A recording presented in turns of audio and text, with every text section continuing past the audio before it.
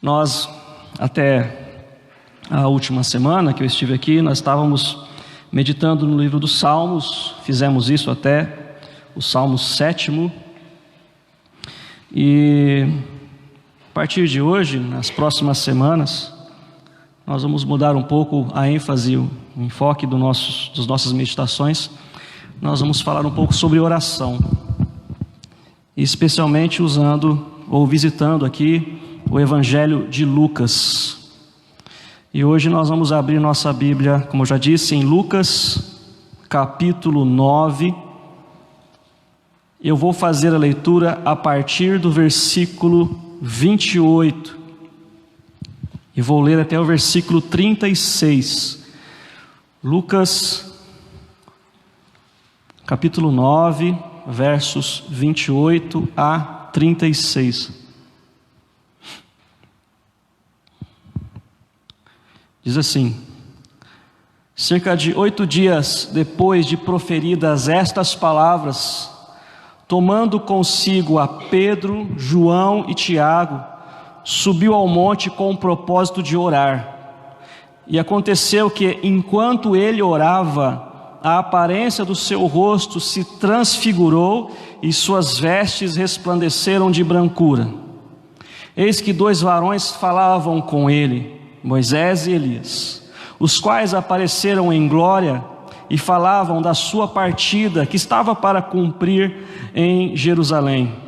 Pedro e seus companheiros achavam-se premidos de sono, mas, conservando-se acordados, viram a sua glória e os 2 varões que com ele estavam. Ao se retirarem estes de Jesus, disse-lhe Pedro: Mestre, bom estarmos aqui. Então façamos 3 tendas, uma será tua, outra de Moisés e outra de Elias, não sabendo, porém, o que dizia. Enquanto assim falava, veio uma nuvem e os envolveu, e encheram-se de medo ao entrarem na nuvem. E dela veio uma voz dizendo: Este é o meu filho, o meu eleito, a ele ouvi. Depois daquela voz, achou-se Jesus sozinho. Eles calaram-se e naqueles dias a ninguém contaram coisa alguma do que tinham visto. Até aqui, que Deus nos abençoe nesse momento. Como eu disse agora há pouco, nós vamos nos concentrar nesse tema que é a oração. A oração é um dos maiores desafios na nossa vida, na vida cristã. Não é novidade, não é de se estranhar o fato que reunir pessoas para orar tem sido sempre um motivo desafiador, algo desafiador para nós. A nossa própria devoção pessoal, nossas orações pessoais também nos desafiam. E se você olhar para esse texto com alguma atenção, você vai ver que aqui há alguns elementos que são comuns quando nós falamos de oração. Veja que Jesus estava orando, algo que ele fazia costumeiramente. O Evangelho de Lucas particularmente fala bastante sobre isso. E você vê que ele aqui leva 3 dos seus discípulos para esta oração. Diz ali o texto no versículo 28, cerca de 8 dias depois de proferidas estas palavras, tomando consigo. Veja, Jesus levou esses 3 discípulos com ele, Pedro, Tiago e João. Então nós percebemos aqui que a oração, essa reunião de oração na qual Jesus chamou esses discípulos, é uma reunião de oração onde 3 dos 12 compareceram. Então não é de se estranhar que muitas vezes nós fazemos reuniões e numa igreja de 100, 120 pessoas comparecem 10, 15, 20, hoje graças a Deus temos um número maior aqui, né? Mas é bem comum você fazer reunião de oração e para a reunião de oração um número bem reduzido. E veja que esses 3 discípulos foram levados por Jesus, estavam lá. Outro fato bastante comum é que a oração é tão desafiadora para o nosso corpo que nós sempre que oramos começamos a lutar contra uma coisa chamada sono. Então os discípulos estavam aqui com muito sono, e nessa oração, especialmente no momento que Jesus está orando, o texto diz no versículo 32 que eles estavam tomados de sono, premidos de sono. Então orar, estar em oração, é um desafio para quem não entendeu ainda o propósito da oração. Muita gente abre mão desse momento de oração. Nós vemos que Jesus não apenas orava, mas Jesus buscava locais específicos para a oração. Ele tinha o costume de ir a um local solitário, e aqui nós vemos mais uma vez que ele subiu ao monte, a um local onde não haviam pessoas, para ter um tempo exclusivo para a oração. Isso também nos mostra, a partir do exemplo de Jesus, que nós podemos orar em qualquer lugar. Jesus orou junto com as pessoas, ensinou os seus discípulos a orar, os discípulos observavam Jesus orar, mas nós vemos que Jesus escolhia locais específicos para ter um tempo de oração. Então nós aprendemos também que nós podemos orar em casa, podemos orar enquanto estamos caminhando, mas é muito importante que nós separemos um tempo específico em um lugar específico para a oração. E o que nós estamos fazendo aqui hoje é isso. Você saiu da sua casa, nós viemos para esse local que graças a Deus nós temos, um local separado para a adoração, para o culto, para o estudo da palavra, e um local, que é esse templo aqui, separado para a oração. Nós podemos nos reunir para orar, e isso é muito importante. A igreja retratada no livro de Atos é a igreja que se reunia e permanecia unânime em oração. Então nós precisamos estar em oração junto com os nossos irmãos também. Isso é parte do exercício que nós temos que fazer, é parte da nossa vida com Deus. Então perceba que as mesmas dificuldades que hoje nós temos para a oração, os discípulos que caminhavam com Jesus também tinham. E esses mais próximos de Jesus, Pedro, Tiago, João, experimentaram também sono.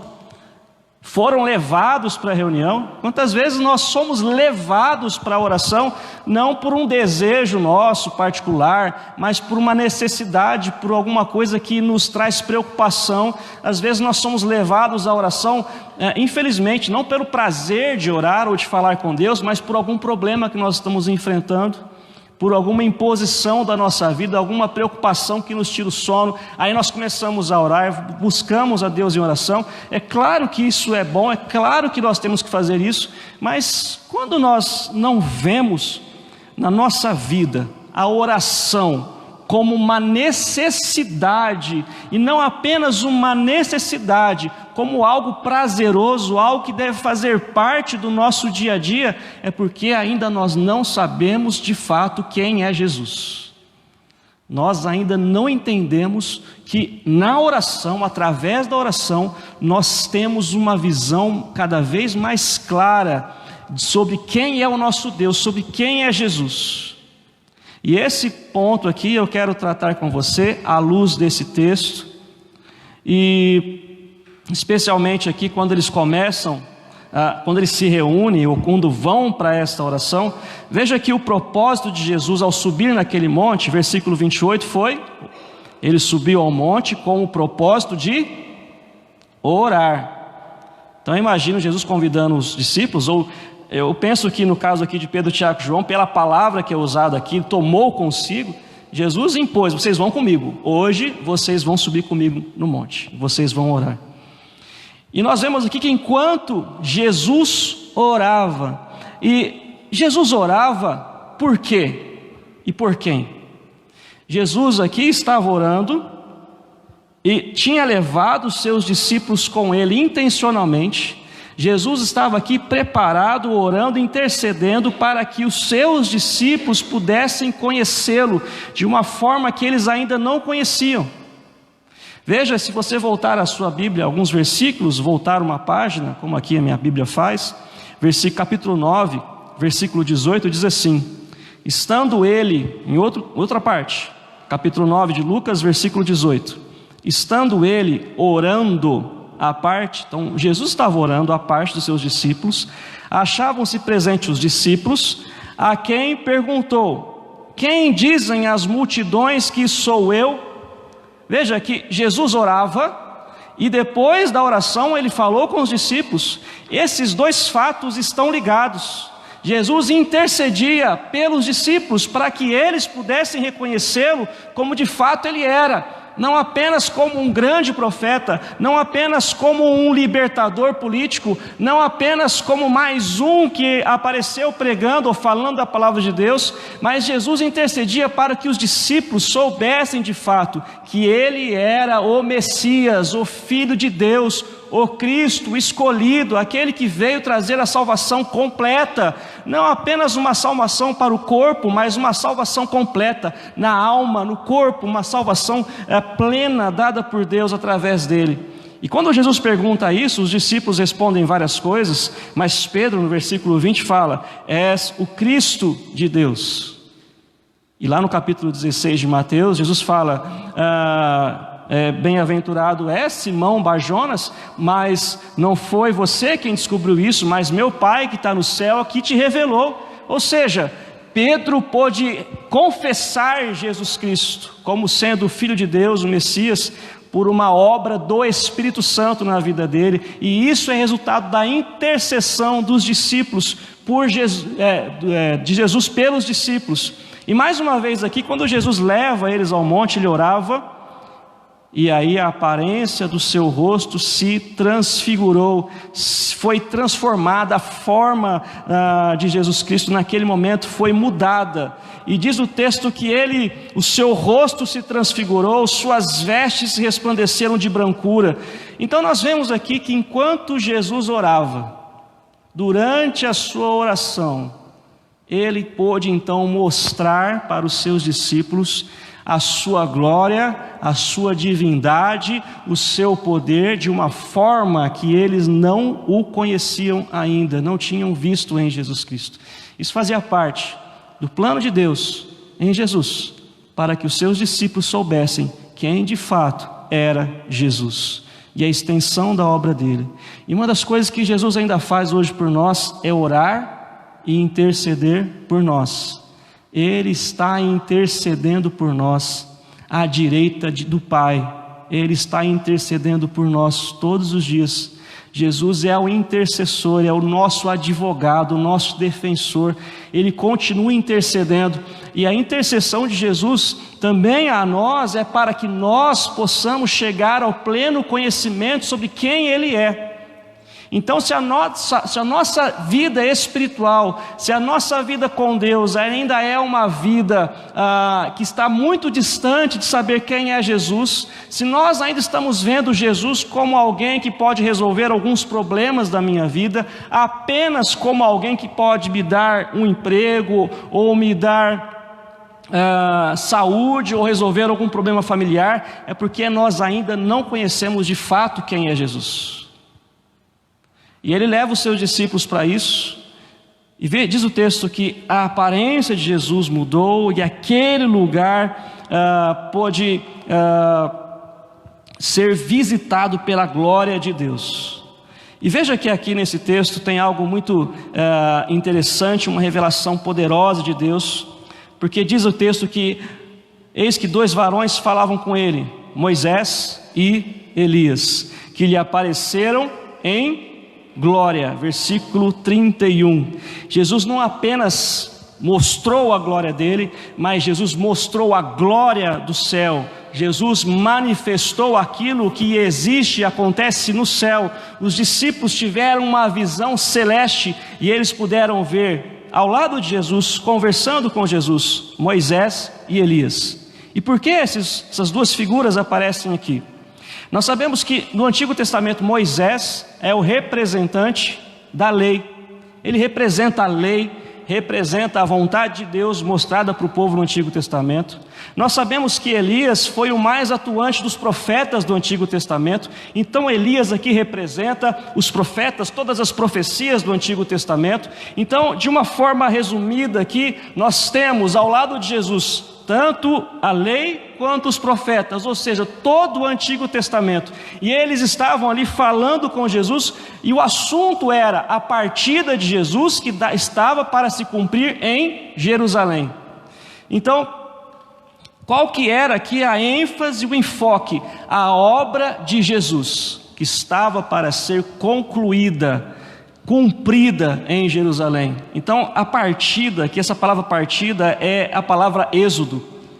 Jesus estava para cumprir o êxodo dele em Jerusalém. Como é que ele fez isso?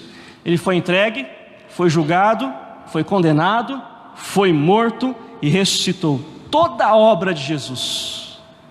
E ele fez isso para que houvesse libertação para mim e para você, para nós.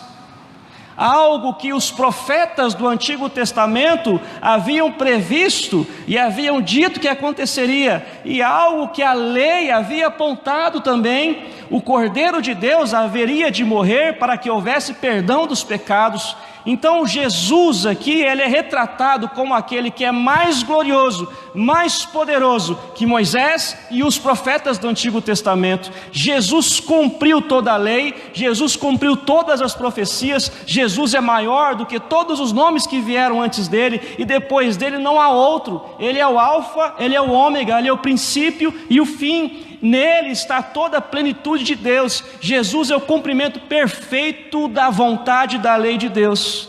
E agora veja que isso está ligado ao que havia acontecido há pouco tempo. No versículo 28 do capítulo 9 está escrito assim: cerca de 8 dias depois de proferidas estas palavras.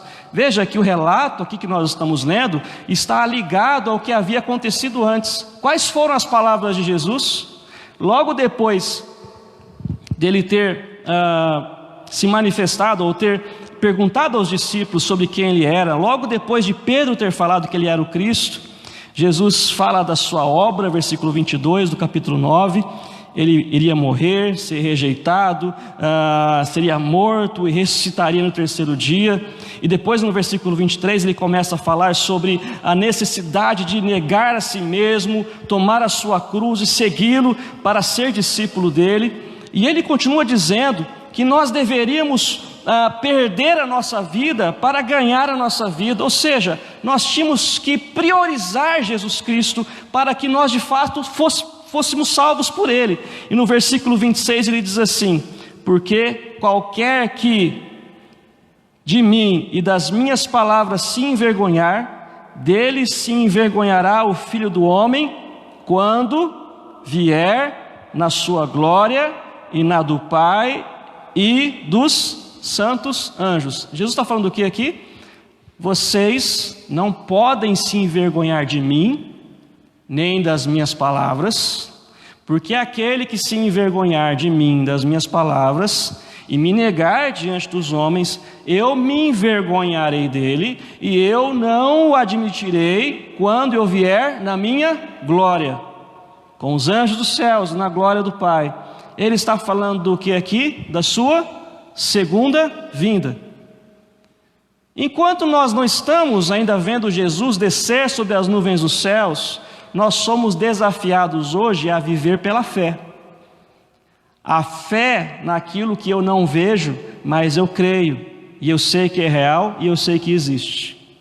Eu sei que Jesus Cristo veio ao mundo, eu sei que Ele ressuscitou, que Ele está vivo, eu sei que Ele é glorioso, que Ele é poderoso, que Ele é o juiz de toda a terra, eu sei que Ele é o Senhor sobre os céus e terra, eu sei que Ele tem as chaves da morte e do inferno, eu sei que Ele tem todo o domínio, e é por isso que hoje, diante dos homens, diante da grandeza dos homens, diante de todo o poder que os homens podem ter, eu confesso Jesus, eu creio em Jesus, e eu vivo para Jesus, porque eu sei que um dia Ele vai se revelar, e a glória dEle, que hoje não é vista pelos homens, e que nós vemos pela fé, há de se manifestar sobre todo o nome, sobre todas as pessoas, e nesse dia, não adianta dizer Jesus Cristo é o Senhor, porque nesse dia, somente aqueles que creram nele, antes da sua vinda, poderão ser salvos, e Jesus nos desafia hoje, a crer nele, sem ter visto ainda a sua glória.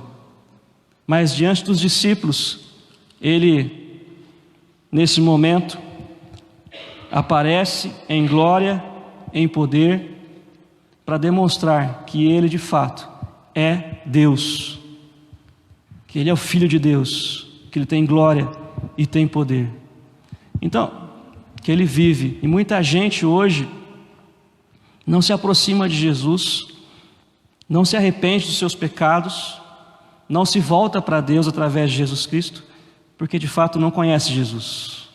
Muita gente acha que Jesus é apenas mais um sábio, o maior médico que já existiu, o maior professor que já existiu, o maior filósofo que já existiu. São alguns títulos que dão a Jesus, mas poucos reconhecem Jesus como Deus, como Senhor, como glorioso Deus, poderoso.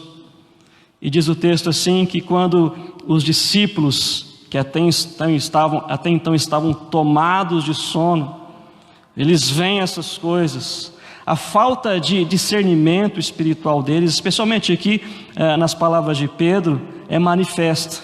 Pedro diz assim: mestre, é bom estarmos aqui, façamos 3 tendas, uma tua, outra de Moisés, outra de Elias.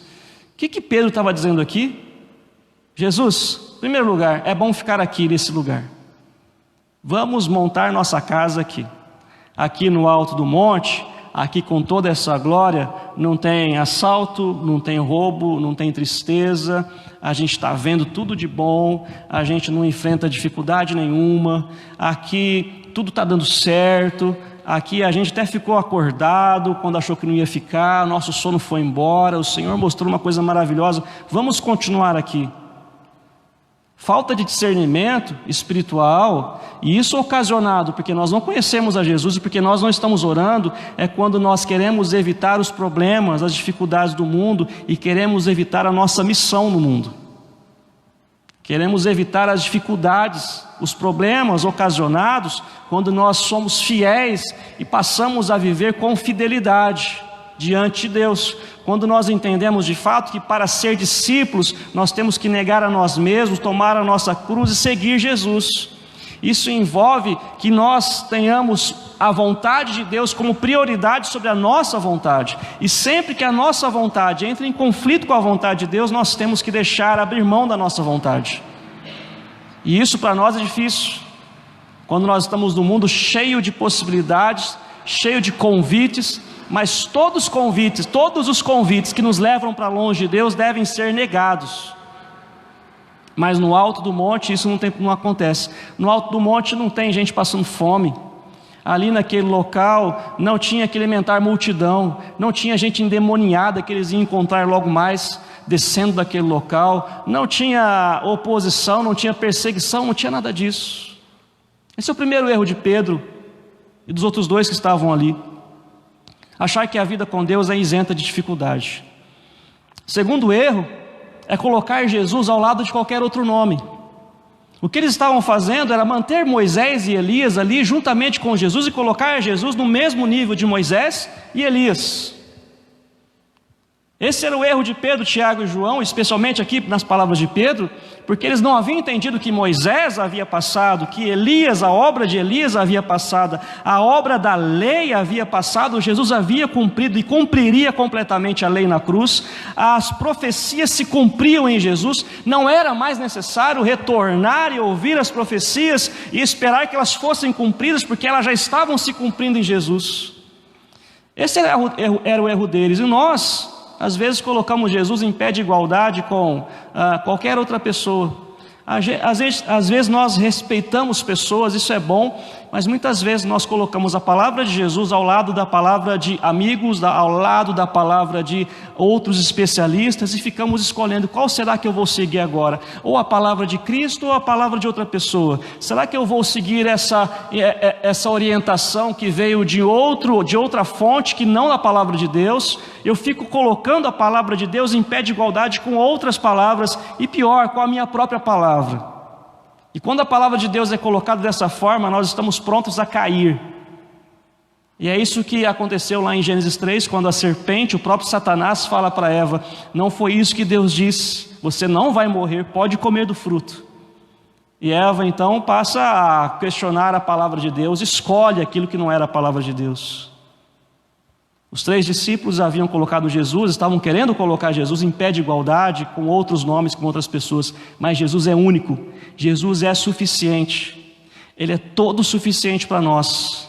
Tudo que nós precisamos está em Jesus Cristo. Nós não precisamos de outro nome, não precisamos de outro mediador, não precisamos de outro intercessor. Jesus é suficiente, porque nele habita a plenitude de Deus. Deus estava em Cristo, reconciliando consigo mesmo o mundo. E prova disso no texto é que quando Pedro diz isso, no mesmo momento veio uma nuvem. A nuvem aqui representa a presença de Deus. Nos outros evangelhos nós vemos que é uma nuvem luminosa que envolve aquele lugar, e os discípulos então já não veem mais nada, são tomados de medo, e nessa nuvem a voz que fala, a voz de Deus Pai diz: esse é o meu filho, o meu eleito. O que ele diz? A ele ouvi, ouçam ele. Ou seja, somente Jesus. Nós precisamos somente de Jesus. Você não precisa colocar a palavra de Deus ao lado de outra, não precisa trocar Jesus por outro. Ouça a palavra de Deus. Você está querendo buscar a Deus na sua vida? Está querendo conhecer a Deus? O que Deus está dizendo aqui? Esse é o meu filho, o meu eleito, o meu escolhido, ouçam a ele. E Jesus disse: passarão céus e terra, mas as minhas palavras não passarão. Eu sou o alfa e o ômega, o começo e o fim. Ele é aquele que pode abrir os selos, que conhece os mistérios de Deus. Ele revelou a palavra a nós. Ele é o verbo encarnado de Deus. Ele é a palavra de Deus. Ele é a verdade e a vida. Não há outro caminho para Deus. Ouçam, somente Ele, somente Jesus. E veja que os discípulos estavam para descer do monte. Você sabe o que vem após, a partir do versículo 37, não vou falar aqui, entrar em detalhes, mas havia ali uma confusão, um problema com o endemoniado, uma criança que estava possessa. Mas essa experiência dos discípulos no monte foi algo que Deus permitiu, deu a eles, não para que eles usassem essas experiências como a mensagem principal, mas que por essa experiência eles entendessem uma coisa: Jesus é único, Ele é suficiente, Ele é Deus, Ele é o escolhido, Ele é o Cristo, Ele é o Salvador. Ouçam Ele. Tire todos os outros nomes da sua vida, coloque só um Deus na sua vida, somente Jesus Cristo. E diz o texto que depois eles se calaram naqueles dias. Nós sabemos pelos outros evangelhos que Jesus havia dito isso a eles, que eles não comentassem o que havia acontecido até o momento que Ele ressuscitasse, até o dia da sua ressurreição, porque isso foi dado a eles naquele momento, para que a fé deles fosse fortalecida. Deus quer fortalecer o seu coração, a sua vida de forma particular hoje. Deus quer reavivar no teu coração a certeza de que o Senhor Jesus vive, que Ele é poderoso, que Ele é glorioso, que um dia Ele virá em glória, que Ele virá com os santos anjos dos céus, que Ele virá na glória do Pai, na glória de Deus, que nós veremos, que nós seremos ajuntados como seu povo, e essa é a nossa esperança. Mas que nesses dias, nos dias que nós estamos vivendo, nós possamos ter a certeza de que o nosso Senhor Jesus é suficiente para nós, para as nossas vidas, e que a forma que Deus quer, especialmente que você se aproxime dEle, é através da oração. Você quer um exemplo em Jesus Cristo, e depois na vida dos apóstolos, a partir de Atos, é que eles oravam, a igreja orava. É um meio da graça. A leitura da palavra, a meditação, a adoração, o louvor, vem tudo junto com isso. Mas nós não podemos parar de orar. Jesus nos leva à oração. Então a oração é uma luta, mas na oração nós conhecemos quem é Jesus. Não deixe de orar. Ele foi para o monte para orar, e enquanto ele orava, Deus respondeu a oração, e naquele momento os discípulos puderam ver mais precisamente quem era Jesus Cristo. A gente tem que orar. Nós precisamos orar. Jesus está no céu intercedendo por nós, e Ele deixou para nós esse caminho pelo nome dEle, para que pudéssemos orar em nome de Jesus. E tudo que pedirdes em meu nome, pedindo, recebereis. Pedi, pedi, dar-se-vos-á. Buscai e achareis. Pois todo que pede, recebe. Todo que busca, encontra. E se alguém pedir em meu nome, o Espírito Santo, disse Jesus, o meu Pai dará. Nós temos que pedir o discernimento, ser cheios do Espírito Santo, buscar a vontade de Deus e conhecer quem é Deus, em nome de Jesus Cristo. Por isso a igreja deve orar. Não podemos abrir mão da oração. E que Deus nos perdoe todas as vezes que descumprimos essa ordem. Nós vamos ver semana que vem que a oração é uma ordem, não é uma alternativa, não é algo para algumas pessoas. A oração é uma ordem.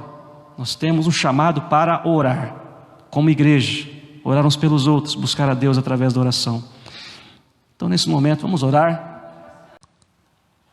Senhor, que a Tua glória, Teu poder, manifestação da Tua presença em nós, em nosso meio, seja, Senhor Deus, derramada sempre, ó Pai, que o Teu povo se reunir em Teu nome para Te buscar, para orar. Senhor Deus, afasta de nós toda a frieza, a apatia, toda a sonolência, letargia espiritual que nos desanimam, que nos afastam da oração. Ó Senhor Jesus, leva-nos à oração, assim como o Senhor levou os seus discípulos naquele dia. Toma-nos, Senhor Deus, em nosso desejo, em nossos anseios, ó Pai, e dirige-nos à oração. A oração, Senhor Deus, que é sincera, que é intensa. A oração, Senhor Deus, que deve regar a nossa vida. A oração, Senhor Deus, que nos leva à Tua presença, que nos liga aos céus. Eu peço isso, Senhor Deus, que sejamos um povo que ora, um povo de oração, Senhor. E que na oração possamos, Senhor Deus, cada vez mais ter a visão mais clara do que a Tua palavra nos revela sobre quem é o Senhor. E que isso seja para nossa edificação, que seja para a edificação da Tua igreja, do Teu corpo, do Teu povo, seja para testemunho, Senhor Deus, poderoso lá fora do Teu evangelho. Seja, Senhor Deus, para conforto, para alívio, Senhor Deus, para aqueles que carecem. Seja, Senhor Deus, poder do alto para a libertação dos oprimidos, dos cativos, Senhor Deus. Que a Tua igreja possa, Senhor Deus, ser meio de bênção, de graça para as pessoas que estão ao nosso redor. Eu peço isso, ó Pai. Faz isso, ó Senhor, por meio da Tua igreja que ora e que busca poder através da oração. Nós pedimos isso e oramos assim em nome de Jesus. Amém. Deus nos abençoe.